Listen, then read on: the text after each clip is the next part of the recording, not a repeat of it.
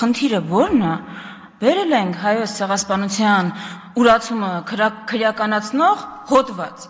Միակ բանը, որ խելքին մոտ ասում եք,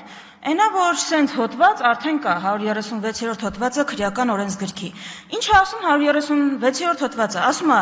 ցեղասպանության ուրացումը քրեականացվում է, եթե, կա եթե այդտեղ, դա կատարվել է ռասայական պատկանելության, մաշկի գույնի, ազգային կամ էթնիկ ծագման կամ կրոնական պատկանելության հիման վրա, անձի կամ անձանց խմբի նկատմամբ ատելություն, խտրականություն կամ բռնություն հրահրելու նպատակով։ Ավելի պարզ հայերենով բացատրեմ, եթե այս նպատակը չկա, ցեղասպանության ժխտումը չի քրեականացվել։ Իսկ ցեղասպանության ժխտումը մեր մոտ քրեականացված է, եթե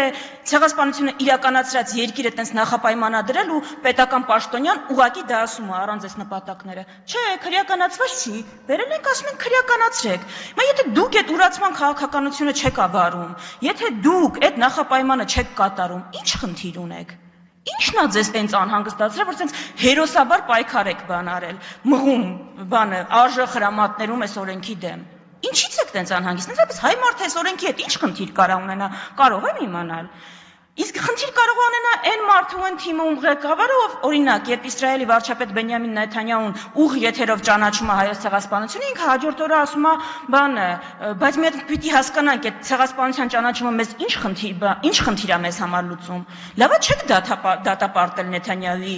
ճանաչումը։ Լավա նոտա չեք հղել դեսպանատուն, խիստ դատապարտել։ Այդ դուք բնականաբար այս օրենքի հետ խնդիր կունենաք, բա ոչ չեք ունենա։ Ընդհանրապես դուք որ այս տեմպերով շարունակեք, Թուրքիայի ու Ադրբեջանի, ԱԳՆ, Հայաստանի հարցերով զբաղվող բաժինները կարան լուծարվեն։ Մարիա Կարապետյանի պես մարդ ունեն ստեղ, ինչ խնդիր ունեն։